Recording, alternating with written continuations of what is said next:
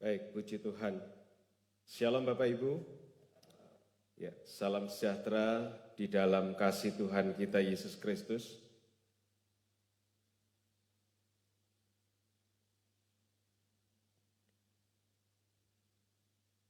Bersyukur kepada Tuhan dengan kesempatan pagi hari ini yang bisa kita kembali nikmati bersama-sama di dalam persekutuan ibadah raya kita di minggu yang kedua, di bulan yang terakhir di tahun ini. Ya, hari berjalan begitu cepat, berlalu begitu cepat, tetapi kita tahu dan percaya bahwa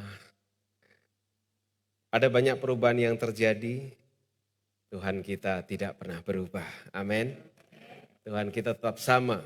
Mau harinya cepat, mau harinya lambat, mau harinya penuh dengan persoalan dan masalah, Tuhan kita tetap sama dan luar biasa. Dan inilah yang harus terus kita percayai, yang perlu kita imani dalam Tuhan. Sebab kita sebagai orang percaya mesti punya keyakinan yang teguh di dalam Tuhan.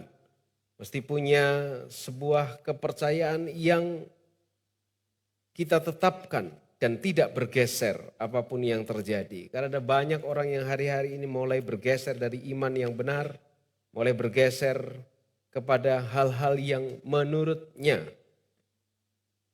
Sekali lagi, bergeser kepada hal-hal yang menurutnya sangat baik dan sangat cocok baginya. Tetapi kita tahu bahwa apa yang Tuhan percayakan kepada kita di dalam iman kepada Yesus, itulah tetap yang terbaik dari semuanya. Puji Tuhan, pagi hari ini saya akan bawa satu tema, yaitu iman yang efektif. Iman yang efektif. Ya. Menurut Kamus Besar Bahasa Indonesia, efektif ini berkaitan dengan dampak atau akibat atau keberhasilan maupun suatu hal yang berlaku, baik itu berhasil secara positif maupun secara negatif. Ya. Jadi efektif itu bisa dalam sebuah hal yang baik, bisa juga dalam hal yang merusak. Ya, bergantung dari apa yang dikerjakan, bergantung dari tujuan dan sasaran yang ditetapkan. Di satu pihak bisa dikatakan berhasil, tapi di satu pihak atau yang menerima akibat bisa dikatakan sebuah keberhasilan yang merusak. Bisa konstruktif, bisa destruktif. Bisa menghasilkan sesuatu yang luar biasa dan bisa juga menghasilkan sesuatu yang tidak berguna sama sekali. Kata efektif ini biasanya berkaitan juga dengan efisien. Satu keadaan yang bisa dikerjakan dengan cepat, tepat, dan tidak menimbulkan sesuatu yang rumit. Ada banyak yang bisa kita pelajari dari keadaan-keadaan yang mesti kita kerjakan secara efektif dan efisien. Ya, ada banyak yang bekerja dengan keras tetapi tidak efisien, tidak efektif. Tapi ada banyak yang bekerja dengan efektif dan efisien. Kerja cepat, kerja tepat, dan menghasilkan sebuah hasil yang tepat pula. Kalau dahulu banyak orang bekerja dengan berbagai macam metode yang cukup panjang. Tetapi sekarang ada banyak, kalau saya pakai istilah, jembatan-jembatan penghubung yang mempermudah, meringankan, tetapi menghasilkan sesuatu yang luar biasa. Tentu saja dengan segala dampak yang akan terjadi, dengan segala efek-efek lain, ya, akibat-akibat lain. Hasil-hasil yang mungkin ada dampaknya pada apa yang dikerjakan tersebut. Nah, berkaitan dengan iman, ada kalanya iman kita tidak efektif dan tidak efisien. Iman kita ada kalanya menjadi iman yang sangat rumit. Sehingga menyebabkan kita sendiri merasa kok seperti ini ya. Akhirnya ada ketakutan. Akhirnya ada kecemasan. Akhirnya ada keadaan tidak lagi percaya kepada apa yang tadinya dipercaya. Padahal firman Tuhan mencatat bahwa iman itu harus ada di dalam kehidupan kita. Supaya kita berkenan kepada Tuhan. Mari kita baca pagi hari ini dalam kitab Ibrani pasal yang ke-11 ayat yang ke-6. Kitab Ibrani pasal yang ke-11 ayat yang ke-6.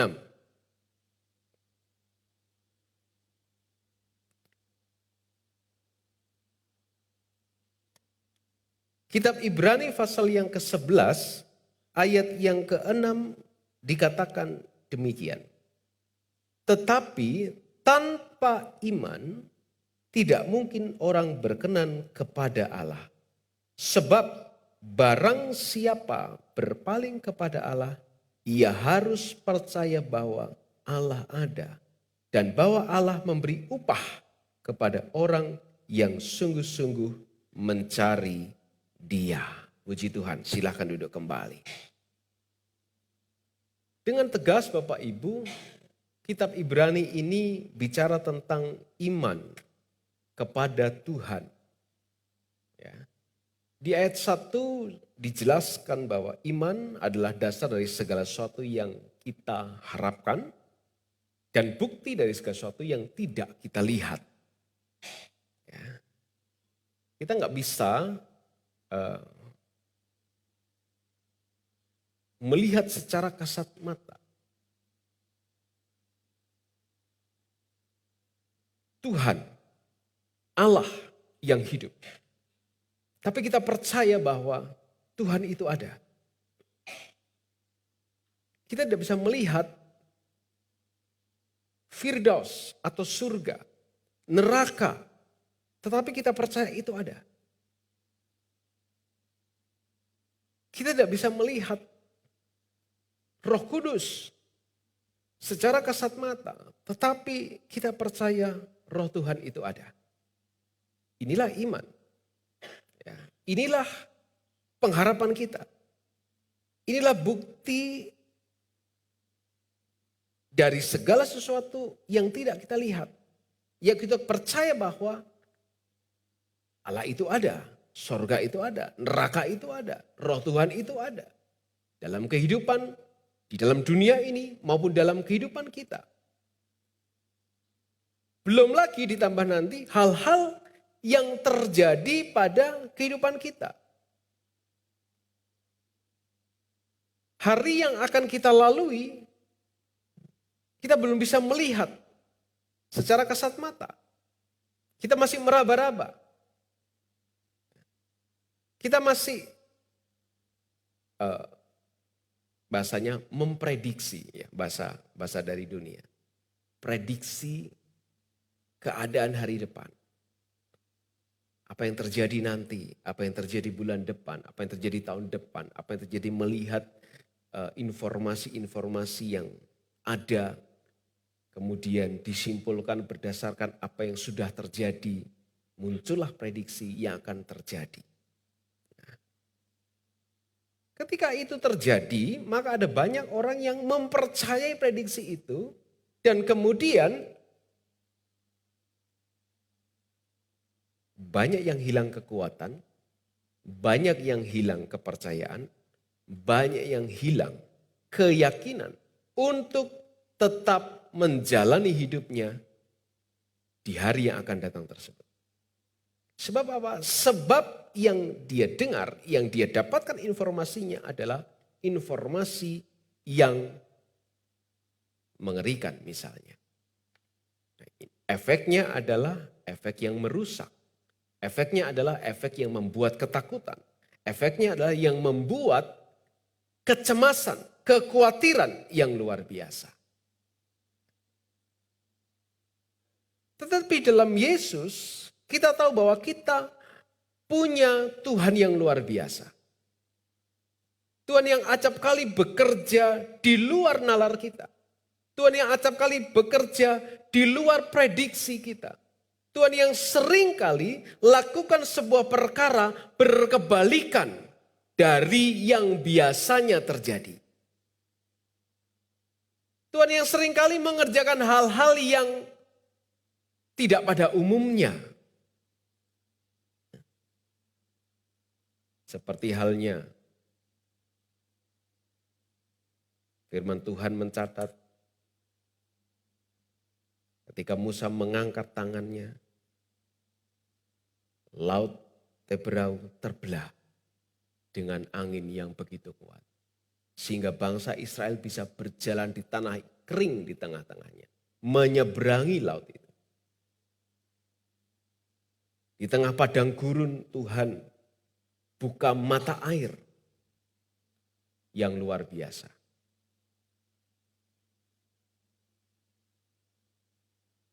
Bulan Desember, ya,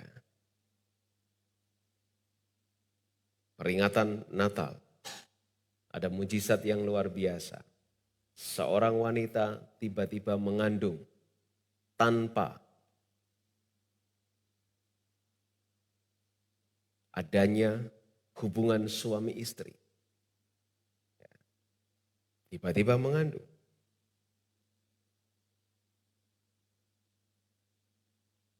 Petrus yang dipenjara, dijaga ketat, dirantai, keluar dengan begitu tenangnya dari penjara. Banyak hal yang terjadi yang Tuhan kerjakan yang seringkali tidak sesuai dengan nalar kita. Iman yang efektif akan bekerja dengan baik dan membuat kita, kehidupan kita menjadi lebih simple, menjadi lebih sederhana.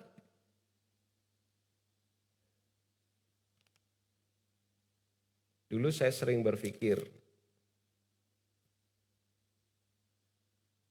gimana ya Tuhan menghias langit, menggantungkan bintang-bintang. Kok bisa jadi bagus begitu, luar biasa. Begitu kuatnya sinar bintang berkedip, ya seperti pohon Natal yang di belakang ini. Berkedip, kelap-kelip, kelap-kelip, kita bisa tangkap dengan baik. Wah.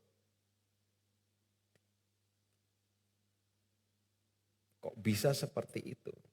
Nah, pemikiran-pemikiran ini yang terus berkembang pada orang-orang yang meneliti perkembangan bintang dan sebagainya. Kemudian menggambarkan rasi-rasi bintang dan sekarang bisa Anda mengerti ketika bintang itu berkedip rasanya, padahal posisinya sudah tidak di situ lagi. Kenapa? Karena jarak dari bumi, jarak kita melihat dengan posisi bintang itu begitu jauh. Ya, cahaya ini ternyata juga punya kecepatan. Jadi begitu dia semacam menyala, kemudian dia menjalar dalam ruang hampa tersebut, sampai kepada kita, bintangnya sudah pindah lagi entah kemana. Karena cahaya juga memerlukan waktu untuk berjalan.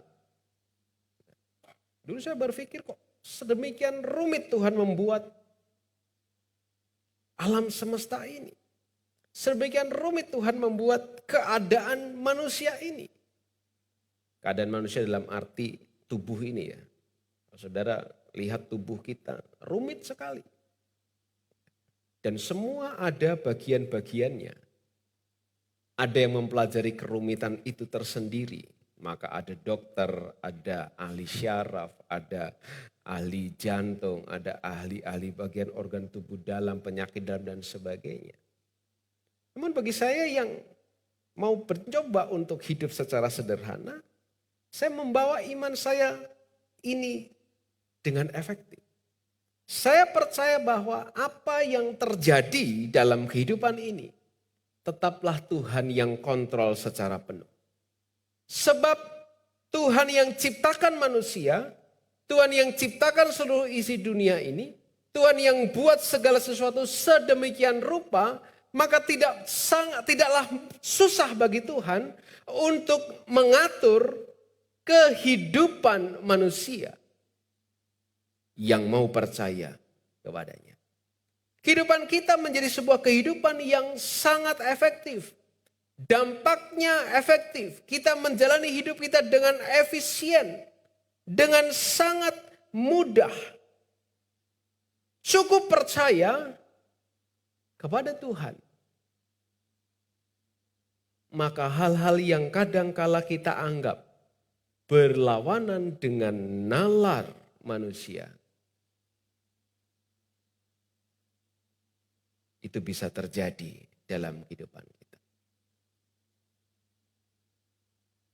Sebagai contoh kita lihat dalam Matius pasal yang ke-8. Matius pasal yang ke-8 ayat yang ke-8 sampai dengan ayat yang ke-10. Firman Tuhan katakan, tetapi jawab perwira itu, Tuan, aku tidak layak menerima Tuan dalam rumahku. Katakan sajalah sepatah kata, maka hambaku itu akan sembuh. Sebab aku sendiri seorang bawahan, dan bawahanku ada pula prajurit. Jika aku berkata kepada salah seorang prajurit itu pergi, maka ia pergi. Dan kepada seorang lagi datang, maka ia datang. Ataupun kepada hambaku, kerjakan ini, ia mengerjakannya. Setelah Yesus mendengar hal itu, heranlah ia dan berkata kepada mereka yang mengikutinya, aku berkata kepadamu, sesungguhnya iman sebesar ini tidak pernah aku jumpai pada seorang pun di antara orang Israel. Seorang perwira punya hamba yang sakit. Perwira ini dengar informasi bahwa Yesus sanggup menyembuhkan. Perwira ini dengar informasi Yesus bisa buat mujizat. Perwira ini dengar informasi ada kuasa yang luar biasa di tengah-tengah kehidupan mereka melalui Yesus Kristus. Perkataannya luar biasa, apa yang dikerjakan juga luar biasa. Maka datanglah perwira ini kepada Yesus. Dia katakan ayat yang ke-6. Tuhan, hambaku terbaring di rumah karena sakit, lumpuh, dan ia sangat menderita. Yesus berkata, aku akan datang menyembuhkannya. Perwira ini terima jawaban yang tentu menyenangkan luar biasa. Kalau ada seseorang yang luar biasa kemudian berkata, aku akan datang ke tempatmu. Wah, tentu akan disiapkan sedemikian rupa penyambutan. Katakanlah mungkin Bapak Presiden kita mau datang ke tempat kita. Wah, kita langsung mungkin berbenah. Luar biasa. Semua dibenahi. Sehingga begitu Presiden datang dalam keadaan yang sudah baik. Tapi perwira ini enggak. Ketika Yesus katakan, aku akan datang ke tempatmu. Perwira katakan, tidak usah Tuhan. Cukup katakan saja sepatah kata. Maka hambaku itu akan sembuh. Cukup katakan sepatah kata, maka hambaku itu akan mengalami mujizat kesembuhan.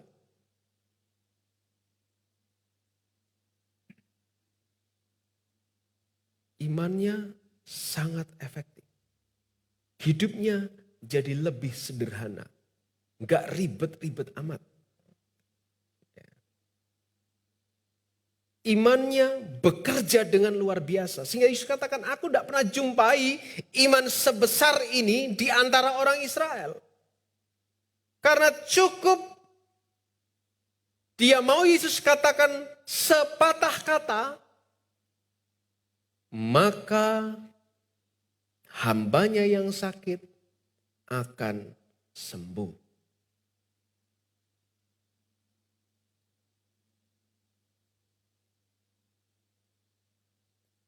Seringkali Bapak Ibu, kita membuat hidup kita ini sedikit rumit. Sedikit rumit.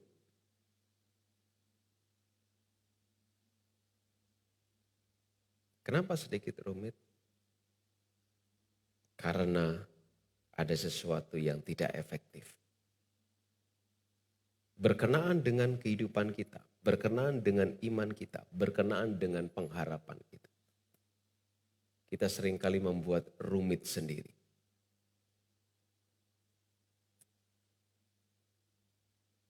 Kalau ada persoalan, kalau ada masalah, kalau ada sesuatu hal yang terjadi pada kehidupan kita, kita buat rumit sendiri. Kita buat pikiran kita, perasaan kita tidak bisa sederhana. Harus begini, harus begini, harus begini. Bahkan sampai Yesus pun diatur. Tuhan kok harus begini, untuk hari ini harus begini, untuk ini harus begini. Masalahku, masalah yang berat Tuhan, maka menurutku cara yang tepat Tuhan harus tolong saya begini. Dengan cara ini, dengan cara ini. Kalau tidak dengan cara ini, dengan cara ini, dengan cara ini saya nggak mau. Harus dengan cara ini Tuhan. Ya, Tuhan sampai diperintah-perintah. Ketika Tuhan tidak ikuti caranya, mulai ngomel dengan Tuhan, mulai marah dengan Tuhan, mulai kecewa dengan Tuhan.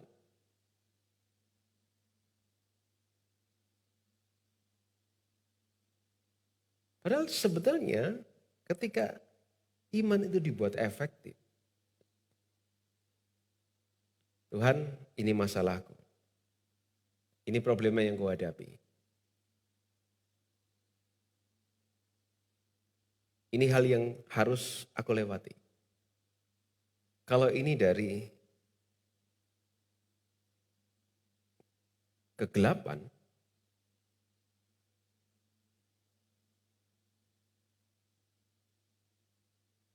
maka Tuhan tolong lindungi untuk menghadapi kuasa-kuasa gelap yang mencoba untuk datang dengan masalah-masalah tersebut.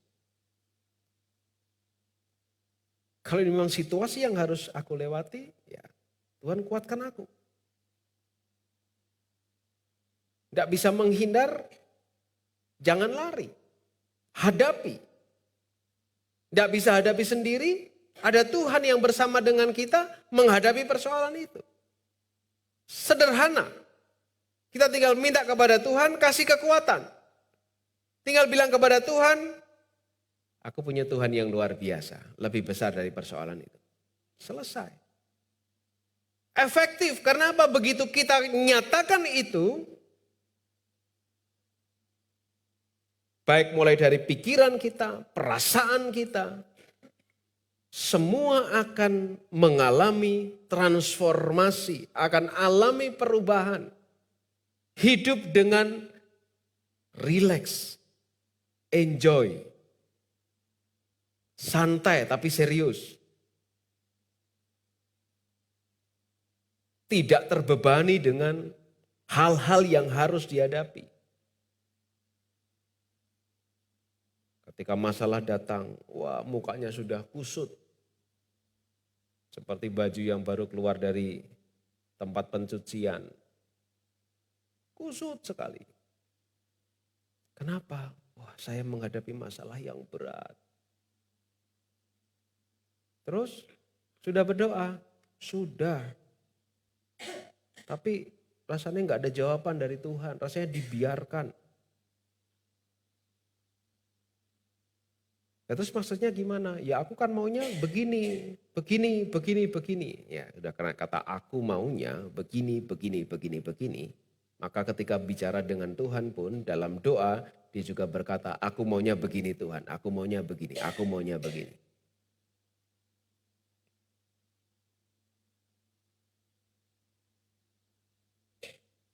Tidak ada manusia memang yang mau masuk dalam persoalan. Tidak ada satupun manusia yang mau menghadapi permasalahan hidup. Tetapi ketika persoalan atau masalah itu hidup datang, tidak untuk dihindari, tidak untuk lari, tapi untuk dihadapi, diselesaikan. Aku tidak kuat, aku tidak sanggup, aku tidak bisa. Dicari apa penyebabnya, tidak bisa. Apa penyebabnya tidak sanggup, apa penyebabnya tidak kuat. Ternyata yang membuat tidak bisa, tidak sanggup, tidak kuat adalah keakuannya tadi. Aku nggak mau ini, aku nggak mau itu, aku nggak mau begini, aku nggak mau begitu, aku maunya gini, aku maunya gitu. Akhirnya tidak sanggup, tidak bisa, tidak kuat. Tetapi ketika menjadi seperti perwira di Kapernaum ini, Tuhan cukup engkau katakan satu patah saja kata. Hambaku pasti sembuh. Sederhana. Simple. Kita tinggal bilang kepada Tuhan, Tuhan kuatkan aku. Hadapi persoalan ini karena aku tahu engkau bersama dengan aku. Maka kita menjadi kuat, kita bisa, kita sanggup. Kita dapat lewati persoalan itu, kita dapat lewati permasalahan itu.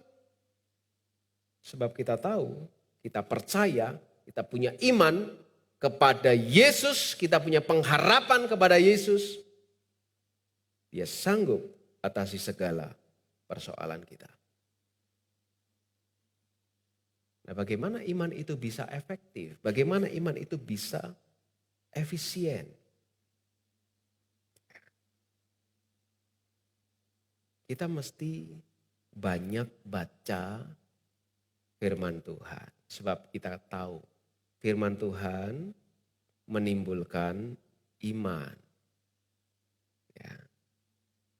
Apa yang kita dengar dari firman Tuhan akan menimbulkan iman. Apa yang kita dengar dari firman tersebut akan menguatkan iman kita. Akan membuat kita mengerti ternyata cukup sederhana saja iman kita kepada Tuhan.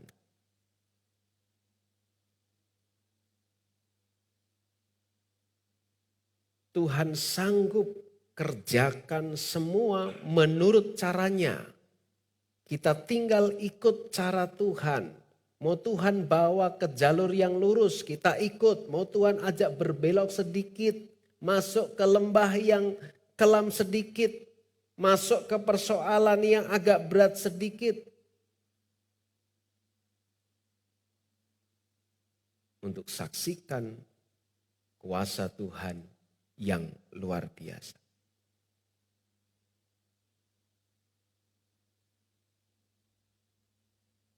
Ketika saya renungkan kenapa ya Tuhan buat manusia ini masuk kepada masalah yang berat. Manusia ini sudah penuh dengan masalah. Kok Tuhan masih bawa ke jalan yang bertemu dengan masalah yang berat? Saya dapatkan dua jawaban. Yang pertama, karena Tuhan mau orang tersebut, manusia tersebut, melihat kebesaran Tuhan yang bekerja luar biasa dalam dirinya. Yang kedua, Tuhan mau orang tersebut menjadi kesaksian bagi banyak orang bahwa seseorang yang dengan teguh percaya kepada Yesus, sekalipun lewati persoalan yang berat, dia tetap bertahan, kuat dan berbeda dengan yang lainnya. Dan Tuhan pernah kerjakan itu. Ketika Tuhan dapat kabar orang yang engkau kasihi sakit. Ya. Bahkan Tuhan tetap tinggal di satu tempat lebih lama. Sampai buat orang itu mati. Siapa orang itu? Lazarus. Tuhan, ini sakit Tuhan.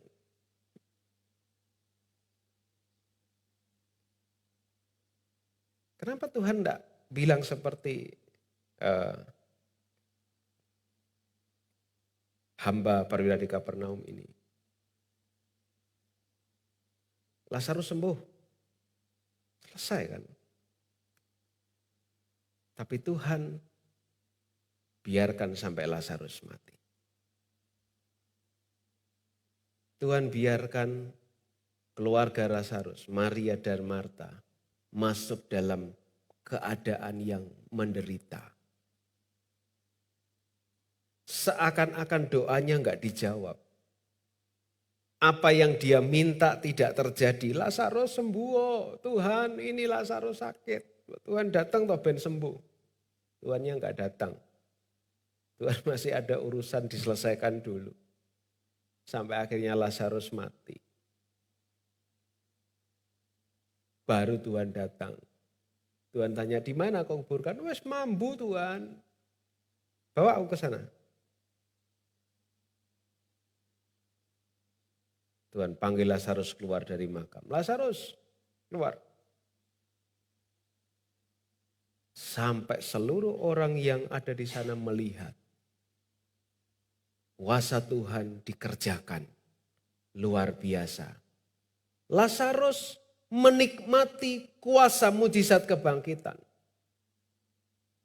Maria, Marta menikmati kuasa Tuhan yang ajaib terhadap keluarganya. Orang banyak yang saat itu menyaksikan juga takjub dengan apa yang terjadi pada Lazarus dan keluarganya. Menjadi kesaksian bagi banyak orang.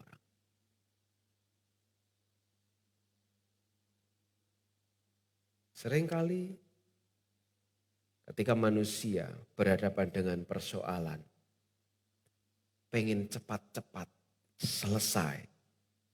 Bahkan saking pengennya cepat-cepat selesai, ambil jalan pintas. Ambil shortcut, jalan pintas. Selesaikan persoalan dengan caranya sendiri.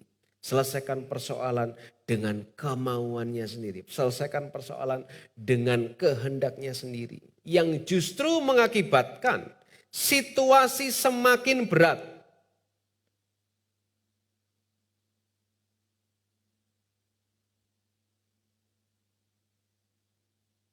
Tetapi ketika iman kita bekerja dengan efektif, maka menghasilkan sebuah hasil yang sangat luar biasa. Kita bisa menikmati hidup ini, apapun keadaannya. Maka firman Tuhan mengingatkan, bersukacitalah dalam segala keadaan. Bersyukurlah dalam segala keadaan. Mau dalam keadaan sehat, puji Tuhan. Mau dalam keadaan sakit, puji Tuhan. Mau dalam keadaan diberkati, puji Tuhan. Mau dalam keadaan kurang diberkati, puji Tuhan.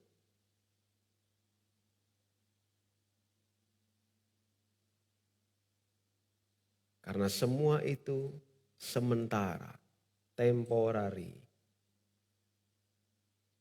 Tetapi iman yang ada pada kita, yang membuat kita berkenan kepada Tuhan, itu kekal.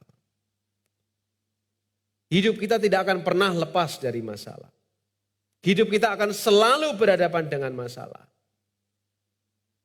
Sehat, bermasalah. Sakit, bermasalah. Banyak berkat, juga ada masalah. Kurang berkatnya, juga ada masalah.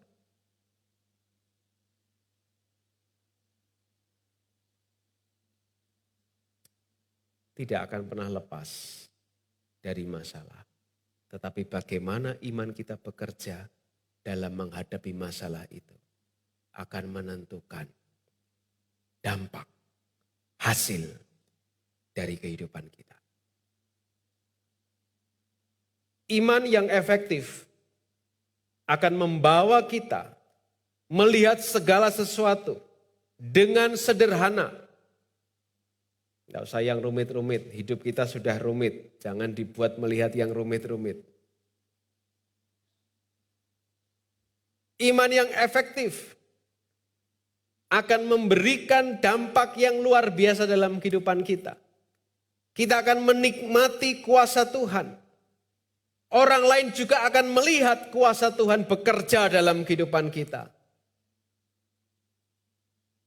Dan itu menjadi kesaksian yang luar biasa.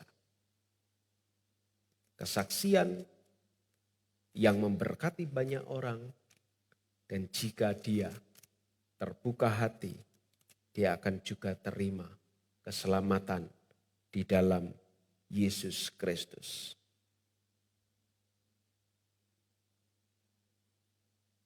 Markus pasal yang kelima, ayat yang ke-20. Ketika Yesus sudah mengusir roh jahat dari seseorang yang ada di Gerasa, ya, dia menjadi kesaksian bagi banyak orang. Setelah orang tersebut dibebaskan dari roh jahat, di mana roh jahatnya itu keluar dan masuk kepada babi-babi, sehingga babi-babi itu terjun ke Danau Galilea. Orang itu menjadi sembuh, menjadi sehat. Di ayat yang ke-20 Markus pasal yang kelima dikatakan orang itu pergi dan mulai memberitakan di daerah Dekapolis segala yang telah diperbuat Yesus atas dirinya. Dan mereka semua menjadi heran.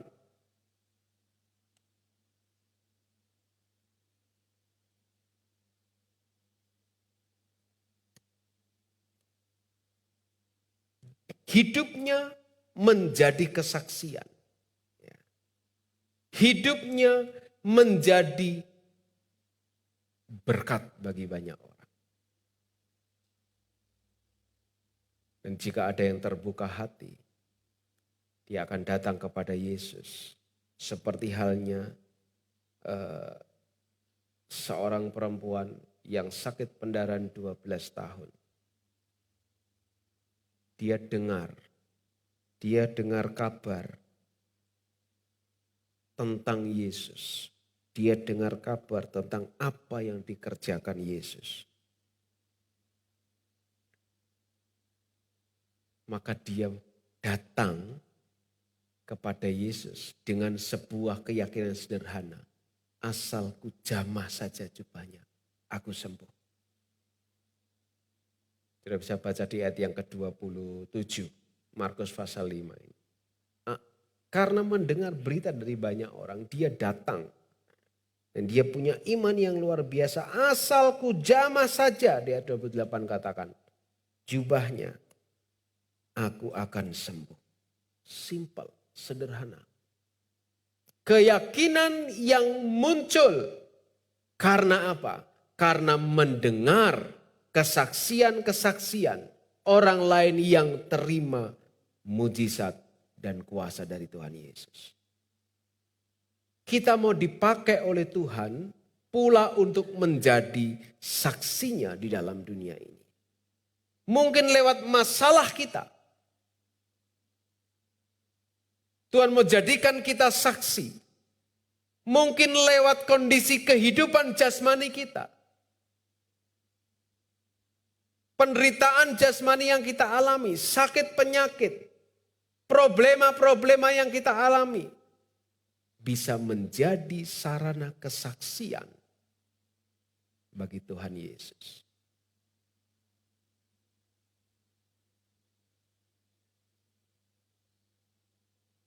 Sebab dengan segala kuasa yang Dia mau berikan kepada kita, Dia bawa kita pelan-pelan, Dia pulihkan kita dengan caranya. Dia sembuhkan kita dengan caranya, Dia kuatkan kita dengan caranya.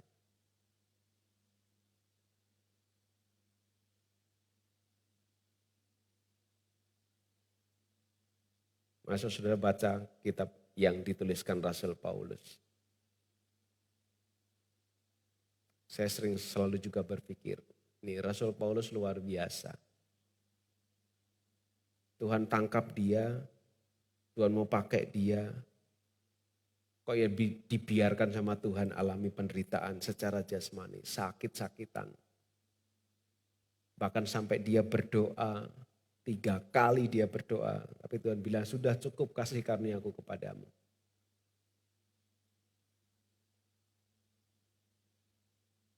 Rasul Paulus doa buat orang mati, bangkit. Dan dia sendiri sakit, dia berdoa, gak sembuh. Tetapi rupanya disitulah rencana Tuhan mau dikerjakan. Maka Rasul Paulus mendapatkan sebuah paradigma yang baru. Dia katakan, itu sebabnya aku lebih suka dalam penderitaan. Karena akan semakin nyata, semakin besar kuasa Tuhan yang bekerja dalamku. Menjadi kesaksian bagi banyak orang. Sudahkah iman kita bekerja dengan efektif? Sudahkah iman kita bawa secara efisien dalam menghadapi situasi yang terjadi dalam hidup ini? Cukup percaya kepada Yesus. Firman-Nya tidak pernah berubah. Ya dan amin. Dalam segala kondisi. Kalau dia berjanji akan sertai kita, di setiap keadaan dia juga sertai kita. Kalau dia berjanji akan berikan kekuatan kepada kita, dalam posisi yang paling lemah pun, kita tetap dapat kekuatan dari dia. Kalau dia berjanji mau berkati kita,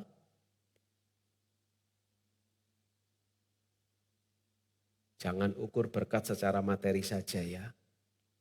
Ketika kita bisa tidur nyenyak, itu berkat yang luar biasa.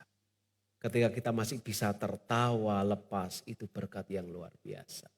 Ketika kita masih bisa menikmati sarapan pagi nanti ini, itu berkat yang luar biasa. Ketika kita bisa masih mendengarkan firman Tuhan dan melakukan firman Tuhan, itu juga berkat yang luar biasa.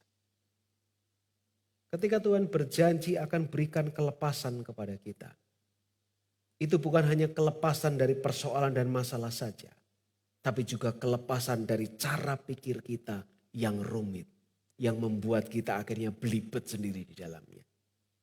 Tuhan akan kasih dan buka hikmat kita dengan sederhana. Oh, ini ternyata yang Tuhan mau. Ternyata mudah ya, ternyata tidak sukar, ternyata tidak ada hal yang rumit. Itu juga berkat yang luar biasa. Tinggal bagaimana kita tempatkan iman kita dengan efektif kepada Tuhan. Iman yang efektif itulah yang akan membuat kita, hari-hari kehidupan kita terasa dipenuhi dengan sukacita. Terasa dipenuhi dengan kegembiraan, damai sejahtera yang luar biasa. Dan kita akan terima upah dari Tuhan. Upah yang menanti kita. Yang Tuhan sudah sediakan bagi setiap orang yang percaya kepadanya. Tuhan memberkati kita semua. Mari kita berdoa.